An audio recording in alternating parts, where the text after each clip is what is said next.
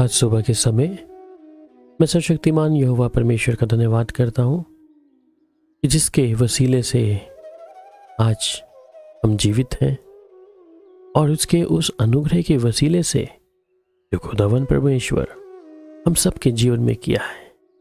आइए उसके प्रतिदिन के आत्मिक भोजन पर मनन करें। आमोस की किताब 3 अध्याय और उसकी 7 आयत। इसी प्रकार से प्रभु यहोवा अपने दास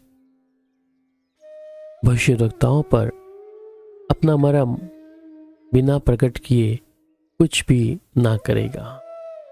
आमोस जो सर्वशक्तिमान परमेश्वर का एक नबी है और परमेश्वर आमोस के जरिए कई बार उन भविष्यवाणियों को किया है। यहाँ तक कि पिछले दिनों में हम उस कोरोना को देख रहे थे और ऐसी बहुत सी भविष्यवाणियां हैं जो महामारियों को लेकर हुई है और भविष्यवक्ता आमोस को परमेश्वर ने अपने उस अद्भुत बातों को भविष्यवाणी के रूप में उसकी जुबान में उन शब्दों को डालकर लोगों को अपनी शांति दी है। इसलिए वचन कहता है कि अब से मैं तुम्हें दास ना कहूँगा, क्योंकि दास नहीं जानता कि उसका स्वामी क्या करता है, परंतु मैंने तुम्हें मित्र कहा है, क्योंकि मैंने जो बातें अपने पिता से सुनी वे सब तुम्हें भी बता दी है। इसका मतलब है कि वो परमेश्वर हमें कहता है कि अब मैं तुझे दास नहीं कहूँगा, परंतु परमेश्वर यहोवा अपने दास भविष्यवक्ताओं पर अपना मर्म बिना प्रकट किए कुछ भी नहीं करता। उन बातों को परमेश्वर अपने नबियों पर जाहिर करता है, उन बातों को जो आने वाले इस संसार में, इस युग में और इस परमेश्वर की उस दया के अनुसार परमेश्वर एक एक व्यक्ति के ऊपर भी अपने उन बातों को जाहिर करता है अपने भविष्यवक्ताओं के द्वारा, अपने नबियों के द्वारा, जो परमेश्वर की ओर से एक आदेश है कि वे लोगों को परमेश्वर की उन बातों के बारे में बता सके। और परमेश्वर चाहता है कि वे लोग जाने परमेश्वर के कामों को।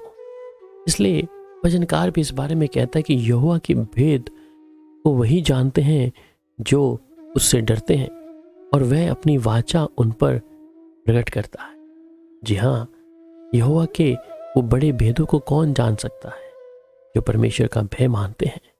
इसका मतलब परमेश्वर हर एक व्यक्ति के ऊपर अपने भेदों को प्रकट नहीं करेगा, चाहे परमेश्वर के दास ही क्यों ना हो, जो अपनी इच्छाओं के द्वारा बन बैठे हैं, अपनी इच्छा के अनुसार सेवा कर रहे हैं, परंतु जो परमेश्वर का भेदों को जानने की कोशिश करेगा उसके लिए कंडीशन है कि वह परमेश्वर का भय माने और उससे सामने डरे, और तभी वह परमेश्वर यहोवा अपनी उस वाचा उन पर प्रकट भी करेगा।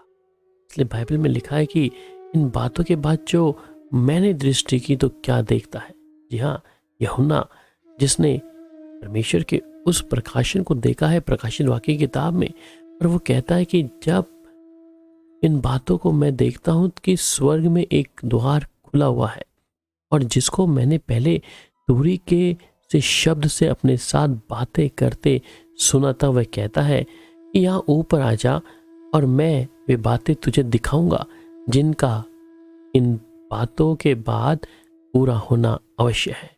जी, उन बातों को परमेश्वर ने अपने उस चुने हुए यूहन्ना पे प्रकाशन को दिया, और यूहन्ना के प्रकाशित वाक्य में हम देखते हैं कि परमेश्वर यूहन्ना से बात कर रहे हैं और वो प्रभु कह रहे हैं कि तुझे मैं उन बातों को तुझ पर जाहिर करूंगा, वह बातें तुझे बताऊंगा और वो बातें तुझे दिखाऊंगा जिनका इन बातों के बाद पूरा होना अवश्य है। परमेश्वर अपने नबियों पर, अपने लोगों पर उन बातों को जाहिर करता है। ये परमेश्वर की भविष्यवाणी है जो परमेश्वर चाहता है। आज बहुत से लोग हैं जो सिर्फ उन बरकतों के लिए भविष्यवाणी करते हैं, परंतु परमेश्वर कि अगर आप कलाम को पढ़ें उस पुराने नियम से लेकर नए नियम के बीच में, वहाँ लोगों को जो भी भविष्यवक्ता थे पश्चाताप और मन फिराव का उन्होंने संदेश दिया कि सर्वशक्तिमान परमेश्वर चाहता है कि तुम मन फिराओ। इसलिए परमेश्वर इन दिनों में भी अपने नबियों पे जो खुदा के मुताबिक है, खुदा के साथ चल रहे हैं, तो उन्हें किसी आशीष के बारे में नहीं, परंतु मन फिराने के लिए अपने आप को आज हम भी प्रभु के सामने रखें। जब परमेश्वर के दास भविष्यवक्ताओं पर परमेश्वर अपना मर्म बिना प्रकट किए कुछ भी नहीं करता, का मतलब कि परमेश्वर अपने भविष्यवक्ताओं के ऊपर, भविष्यवक्ताओं के जीवन में अपनी उस महान करुणा को दिखाता है कि लोग जाने उस परमेश्वर की योजना को, वो जाने कि परमेश्वर अपने लोगों के जीवन में क्या चाहता है। इंग्लिश में इस वचन को कहते हैं, surely the lord god will do nothing but he reveal his secret into his servant the prophets. So परमेश्वर आज अपने लोगों पर इन बातों को कर रहा है। और यहाँ दानियल भी कुछ बातें कहता है कि और जो कुछ सच्ची बातों से भरी हुई पुस्तक में लिखा हुआ है वह मुझे तुझे बताता हूँ। उन प्रधानों के विरुद्ध तुम्हारे प्रधान मिकाएल को छोड़ मेरे संग स्थिर रहने वाला और कोई भी नहीं है। यहाँ उन बातों को जिस पुस्तक में लिखी है वो कहता है मैं तुझे बताता हूँ। इसलिए परमेश्वर का कलाम आज सब लोग पढ़ते हैं, सबके हाथों में है, परंतु परमेश्वर का भेद परमेश्वर अपने उन लोगों पे जाहिर करता है जो सच में परमेश्वर से डरते हैं, जो सच में परमेश्वर का भय मानते हैं। उन पर परमेश्वर अपने भेदों को दिन प्रतिदिन प्रकाशन और भेदों को प्रकट करता रहता है। इसलिए वो कहते हैं जो बातें तूने देखी हैं और जो बातें हो रही हैं और जो इसके बाद होने वाली है उन सब को तू लिख ले। आज परमेश्वर हमारे लिए भी कुछ ऐसी योजनाओं को बनाया है, आपके लिए भी अपने नबियों के द्वारा, अपने चुने दासों के द्वारा परमेश्वर अपनी बातों को अपने दासों के ऊपर प्रकट करेगा। और अवश्य है जिससे उसकी दुल्हनों का विकास हो, जिससे उसकी चुनी हुई प्रजा का आत्मिक तौर पर परमेश्वर सुधार करेगा और उद्धार भी करेगा। आज इसलिए मुझे और आपको आवश्यकता है कि हम परमेश्वर के उन नबियों की, परमेश्वर के दासों की जो परमेश्वर की आत्मा के अनुसार चलते हैं, सुने।